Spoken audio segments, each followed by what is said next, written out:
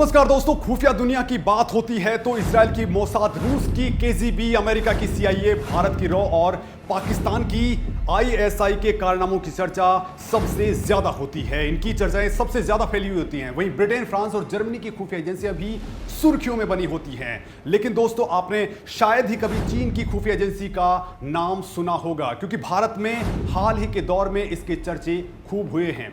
क्योंकि इस वक्त ये एजेंसी तेजी से दुनिया में अपने पांव पसार रही है। भारत ही नहीं बल्कि चीन के खिलाफ जाकर जो भी देश भारत के साथ खड़े नजर आ रहे हैं, चीन उन देशों पर भी साइबर हमले करवा रहा है। और इन हमलों के पीछे कोई और नहीं है बल्कि चीन की खुफिया एजेंसी है, जिसे राज्य सुरक्षा मंत्रालय यानी MSS भी कहा जाता है। दोस्तों, आप लोगों में से ज्यादातर लोग तो चीन की इस खुफिया एजेंसी के बारे में जानते तक नहीं होंगे, लेकिन बहुत से लोग तो ऐसे होंगे जिन्होंने पहली बार ही इसका नाम सुना होगा।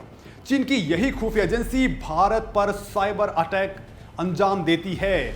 अभी कुछ दिन पहले ही भारत की वैक्सीन निर्माता कंपनियों, बैंकिंग सेक्टर और पावर सेक्टर पर चीन की ओर से साइबर अटैक किए गए थे। लिहाजा दोस्तों, वीडियो में इस खुफिया एजेंसी को हम डिकोड करने वाले हैं कि आखिर ये कैसे काम करती है और आखिर क्यों इसके निशाने पर भारत, अमेरिका, रूस और ऑस्ट्रेलिया जैसे देश हैं। साथ ही मैं आपको यह भी बताने वाला हूं ये कौन से खास स्ट्रेटजीज पर काम करती है।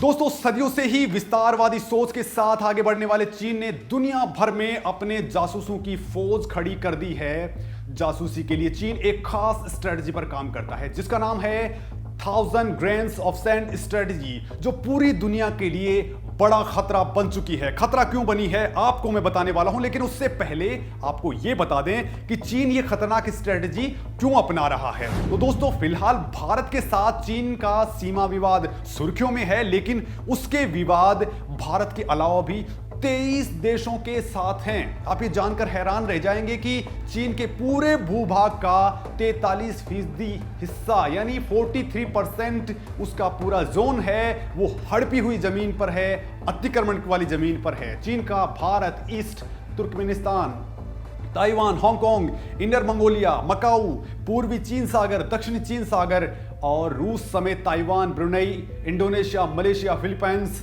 वियतनाम, सिंगापुर से सीधा विवाद है। यहां तक कि चीन का पाकिस्तान के साथ भी जमीन को लेकर विवाद है, जो उसका जिगरी दोस्त है। तो वहीं 35,05,000 वर्ग किलोमीटर में फैले दक्षिण चीन सागर के 90% क्षेत्र पर चीन अपना दावा करता है। चीन ने पार्सले और स्पार्टले द्वीपों पर भी कब्जा जमाकर सैन्य अड्डा बना लिया है।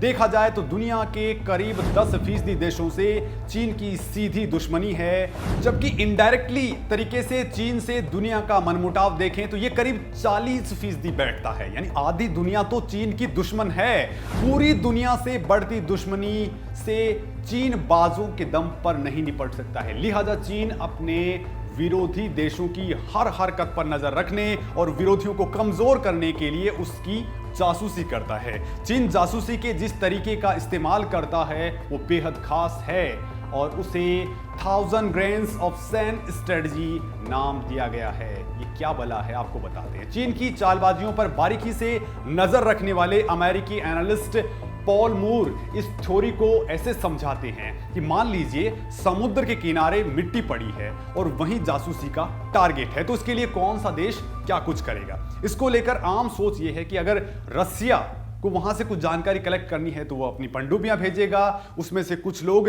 रात को समुद्र के किनारे पर जाएंगे और बाल्टियां भर करके मिट्टी वहां से लेके चले जाएंगे। वहीं बात अगर अमेरिका की करें तो वो उस स्थान पर अपने सैटेलाइट्स भेजेगा, उसमें से ट्रैकिंग करेगा और वहां डेटा एकत्रित करके उन पर रिसर्च करेगा। ये अमेरिकन तरीका है। लेकिन चीन है वो बेहद शातिर तरीका अपनाता है। चीन अलग चाल चलता है। चीन पहले उस इलाके को मशहूर पर्यटन स्थल के तौर पर प्रोपोगेट करता है, फिर अपने ही देश के 1000 लोगों को यहां घूमने के लिए भेजता है और हर एक शख्स को मिट्टी का एक कण लेकर आने के लिए कहता है। ऐसे में चीन के पास उस मिट्टी का हर कण होता है जिसका विश्लेषण कर वो अच्छी खासी जानकारी वहां से कलेक्ट कर लेता है, यानी उसके पास रूस और अमेरिका से भी ज्यादा सटीक डेटा होता है। इससे एक बात ये सामने आती है कि चीन सबसे ज्यादा वक्त तक सब्र करने को तैयार रहता है और अंत में सबसे ज्यादा फायदा उठा लेता है। तो दोस्तों, चीन की स्ट्रेटजी बेहद घातक है। चीन मानता है कि बदलते दौर में जिस देश के पास जितनी एडवांस टेक्नोलॉजी होगी, उसके पास तरक्की के उतने ही ज्यादा मौके होंगे। यही सोच चीन की चालबाजियों की जड़ भी है। चीन नहीं चाहता है दोस्तों कि दुनिया का कोई भी मुल्क उससे आगे निकल जाए, लिहाजा वो पूरी दुनिया में अपने जासूसों की फौज उतार चुका है। चीन ने इसके लिए बाकायदा एक बेहद एक्टिव नेटवर्क तैयार किया है, जिसे अंजाम देती है चीन की मिनिस्ट्री ऑफ सिक्योरिटी, चीन स्टेट्स के सिक्योरिटी ब्यूरो। चीन में अलग अलग खुफिया ऑपरेशंस के लिए अलग अलग ब्यूरो बनाए हैं। दुनिया की भौगोलिक स्थिति के मुताबिक चीन प्लानिंग करता है। अमेरिका की जासूसी शंघाई के यही ब्यूरो करते हैं। रूस के इलाकों पर बीजिंग से डायरेक्ट नजर रखी जाती है, तो वहीं तियानजिन से जापान, कोरिया और दुनिया के दूसरे हिस्सों की जासूसी होती है। तो तिब्बत के रास्ते वो भारत और पाकिस्तान पर पूरी नजर रखता है। इतना ही नहीं, वो एक और स्ट्रेटजी अपनाता है जिसका नाम है हाइब्रिड वॉरफेयर स्ट्रेटजी। दरअसल दोस्तों, साल 1999 की शुरुआत में चीन के पीपुल्स लिबरेशन आर्मी ने हाइब्रिड वॉरफेयर के लिए असीमित युद्ध कौशल नाम से एक रणनीति बनाई थी, जिसको सेना से लेकर नेताओं, अर्थव्यवस्था और तकनीक की दुनिया में शुरू करना था। हाइब्रिड वॉरफेयर के तहत चीन अपने दुश्मन देश में सामाजिक विद्वेष को फैला रहा है, जैसे भारत में भी वो ये काम कर रहा है। आर्थिक गतिविधियों में बाधा डाल रहा है और संस्थाओं को खोखला कर रहा है। राजनीतिक नेतृत्व और उसकी क्षमताओं को कलंकित करने का काम करता है। चीन हाइब्रिड वॉरफेयर का व्यापक इस्तेमाल करता है। हांगकांग में इसी के जरिए उसने मजबूती बना ली और अब वो सोशल मीडिया के जरिए अमेरिका और यूरोप में बेहद संवेदनशील सैन्य, खुफिया और आर्थिक सूचनाएं इकट्ठा करने में लगा हुआ है। इसके लिए चीनी कंपनियों को अमेरिका या किसी दूसरे देश में ऑफिस खोलने की भी जरूरत नहीं है, कोई दरकार नहीं है वो ऑफिस खोलने की। चीनी कंपनियां दुनिया भर में लोकतांत्रिक देशों के उदार नियमों का फायदा उठाती हैं और वहां डेटा जमा करती हैं। चीन ने जासूसी के लिए अपनी कंपनियों के नेटवर्क को खड़ा किया है। ये कंपनियां राजनीतिक, सरकार, बिजनेस, टेक्नोलॉजी, मीडिया और सिविल सोसाइटी को अपने निशाने पर लेती हैं। ये चीनी कंपनियां इन हाई प्रोफाइल लोगों की जासूसी करने के लिए इनके सोशल मीडिया अकाउंट्स, दोस्तों के बारे में जानकारी इकट्ठे करती हैं, उनके पारिवारिक संबंधों के बारे में पता लगाती हैं और किस किस लोकेशन पर वो लोग जाते हैं ये जानकारी भी जुटा लेती हैं। इसके अलावा चीनी कंपनियां अपने टारगेट के कहीं आने जाने पर उसके भौगोलिक लोकेशन का आर्टिफिशियल इंटेलिजेंस की मदद से पता लगाती रहती हैं। बेहद रहस्यमयी है चीनी खुफिया एजेंसी। दोस्तों, किसी भी देश की खुफिया एजेंसी जाहिर तौर पर गुप्ती रहती हैं, लेकिन चीन की MSS कुछ ज्यादा ही रहस्यमयी है। ना तो इसका कोई ऑफिशियल वेबसाइट है, ना कोई इस संपर्कों की कोई लिस्ट है, ना इसका कोई प्रवक्ता है। इसके बारे में लोगों को पता भी काफी कम है।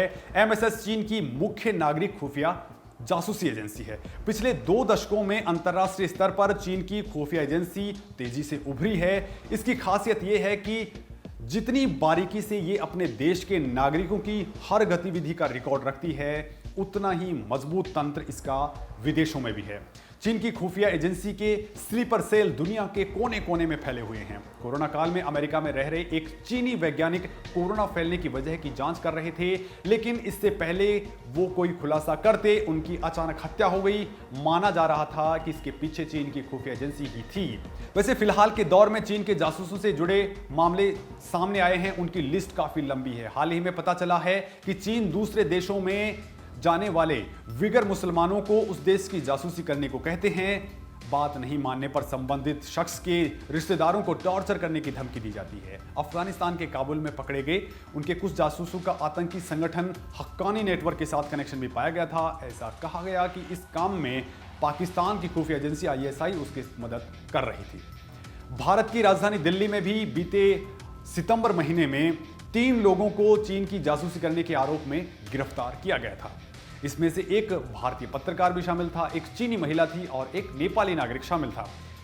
दिल्ली में कुछ तिब्बती भिक्षुओं को रिश्वत देकर दलाई लामा की जानकारी जुटाने के आरोप में चीनी नागरिक को बीते अगस्त महीने में पकड़ा गया था, जिन्होंने कई बड़े खुलासे किए थे। दुनिया भर में चीन की जासूसी का क्या है कच्चा चिट्ठा। दोस्तों, चीन के एक जासूसी नेटवर्क का भांडा दुनिया में उस वक्त फूटा जब उसका जासूसी नेटवर्क ब्रिटिश खुफिया एजेंसी के हत्थे चढ़ गया। दोस्तों, ब्रिटेन में शिक्षकों के चीन के लिए जासूसी करने का बड़ा भांडाफोड़ हुआ था। चीन की 20 यूनिवर्सिटीज के करीब 200 शिक्षक चीन की मदद करने के लिए संदेह के घेरे में आए थे। बड़ी बात तो यह है कि प्रतिष्ठित ऑक्सफोर्ड यूनिवर्सिटी भी विवादित चीनी कंपनी से 7 लाख पाउंड डोनेशन लेकर विवादों में आ चुकी है। द टाइम्स की रिपोर्ट के मुताबिक ब्रिटिश इंजीनियर्स ने एयरक्राफ्ट, मिसाइल डिजाइन और साइबर वेपन को चीन को सौंपा है। तो वही कुछ वक्त पहले ब्रिटेन की खुफिया एजेंसी MI6 के पूर्व जासूस ने चीन की खतरनाक साजिश का एक कच्चा चिट्ठा दुनिया के सामने रखा था। जासूस के एक डोजियर से पता चलता है कि चीन ने हुआवे के समर्थन में माहौल बनाने के लिए ब्रिटेन के नेताओं समेत नामचीन लोगों को अपने पाले में मिला रखा था। जासूस ने बताया कि दुनिया भर में चीन की सभी बड़ी कंपनियों में एक आंतरिक सेल बना हुआ है जो चीन की कम्युनिस्ट पार्टी के लिए काम करता है। इस खेल का काम राजनीतिक एजेंडा चलाना होता है। पिछले 10 से 15 सालों के बीच में चीन ने बहुत तेजी से लालच देकर विदेशी लोगों को अपने पाले में मिलाने का काम किया है। चीन अपने देश में जासूसों की भर्ती के लिए बेहद घटिया तरीके का इस्तेमाल करता है। इसमें चीनी परिवारों पर दबाव डालना होता है, साथ ही वो ब्लैकमेल करने का काम भी करता है। इन जासूसों के जरिए चीन अनजान पश्चिमी बिजनेसमैन को हनी ट्रैप के जरिए फंसाने की कोशिश करता है। इसके लिए चीन खूबसूरत महिलाओं को भर्ती करता है, फिर उन्हें ट्रेनिंग देकर टारगेट के पास भेजा जाता है। ये महिलाएं टारगेट की आपत्तिजनक तस्वीरें और वीडियो बना लेती हैं। इसके बाद उस बिजनेसमैन से मनचाहा काम करवाने के लिए ब्लैकमेल किया जाता है। चीन ये विदेशों में ही नहीं बल्कि अपने खुद के देश में भी हनी ट्रैप के जरिए जाल बिछाता है। इसे चीन की खुफिया एजेंसी चलाती है। चीन ने पूरी दुनिया में जासूसी के लिए अलग अलग जगहों पर पूरा एक नेटवर्क बना रखा है। चीन के विशेषज्ञ ये जोर देकर कहते हैं कि चीन की कम्युनिस्ट पार्टी ब्रिटेन समेत पूरी दुनिया में बिजनेस के नाम पर सक्रिय है। चीन के लिए बिजनेस राजनीति से कहीं भी अलग नहीं है। चीन के कम्युनिस्ट पार्टी के 9 करोड़ 30 लाख सदस्य हैं, जिनमें से कई लोग विदेश में चीनी संगठनों में तैनात हैं या उन्हें गोपनीय रूप से वहां रखा गया है। बड़ी बात तो यह है दोस्तों कि चीन ने हाल ही में भारत में ब्लैकआउट की बड़ी साजिश रची थी और इस साल फरवरी में चीनी हैकर्स के जरिए भारत की कोरोना वैक्सीन मैन्युफैक्चरिंग कंपनियों की जासूसी की कोशिश हुई थी। भारत बायोटेक और सीरम इंस्टीट्यूट ऑफ इंडिया के सर्वर्स में सेंधमारी का प्रयास हुआ था। तो वहीं दोस्तों, पिछले साल अक्टूबर में राजधानी दिल्ली में क्विंगसी नाम की चीनी महिला जासूसी करते हुए पकड़ी गई थी। क्विंगसी प्रधानमंत्री कार्यालय समेत बड़े कार्यालयों की आंतरिक जानकारी जुटा रही थी। पड़ताल में पता चला कि चीनी जासूस पीएमओ से लेकर राष्ट्रपति भवन तक सेंध लगा चुके थे।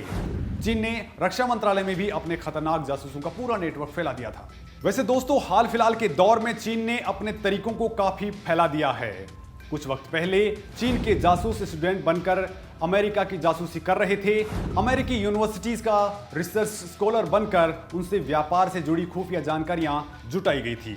भारत में 1000 करोड़ की हवाला रैकेट का मास्टरमाइंड चार्ली पेंग भी चीनी जासूस निकला था।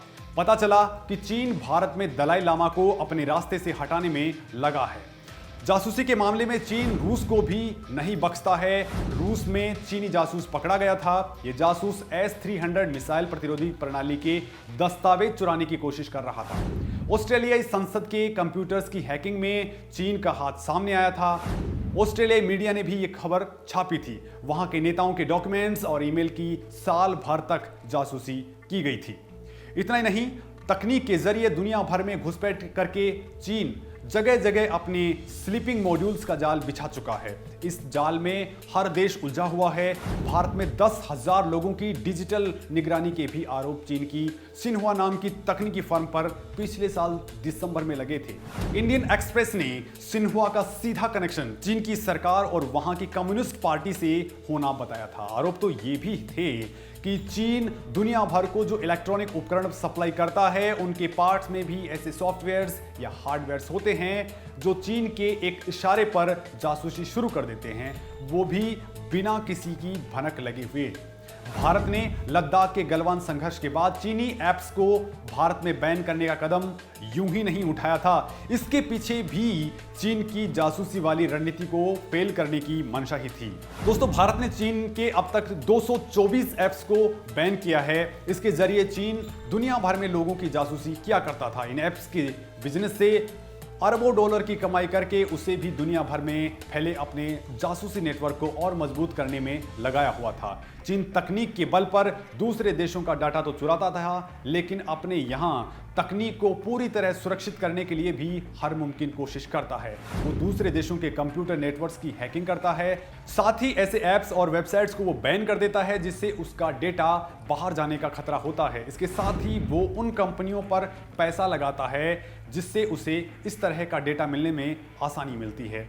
चीन में तकनीकी विकास का अंदाजा इससे भी लगाया जा सकता है कि उसने ऐसा फेशियल रिकॉग्निशन सिस्टम बनाया है जिससे चीन के किसी भी हिस्से में घूमने वाले विगर मुसलमानों के बारे में जानकारी लग जाती है। चीन इन्हीं सब तरीकों से थोड़ी थोड़ी जानकारी जुटाता है और फिर अपने फायदे के लिए उसका इस्तेमाल करता है।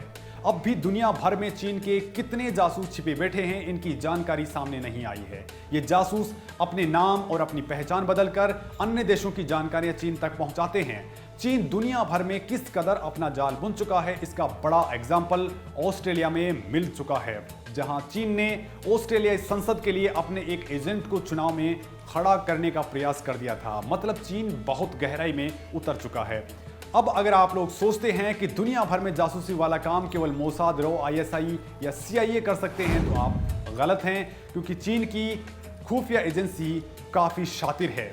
ऑस्ट्रेलिया के बाद साइबर हमले का खतरा भारत पर सबसे ज्यादा मंडरा रहा है, क्योंकि भारत की खुफिया एजेंसियों ने भी सरकार को अलर्ट कर दिया है कि चीन से साइबर हमले बहुत ज्यादा तेज हो सकते हैं। दोस्तों, हमारा ये वीडियो आपको कैसा लगा हमें कमेंट सेक्शन के जरिए बताइए, और साथ ही चीन के आप कौन कौन से और जासूसी वाले तरीके जानते हैं वो भी आप जरूर शेयर करें। धन्यवाद दोस्तों।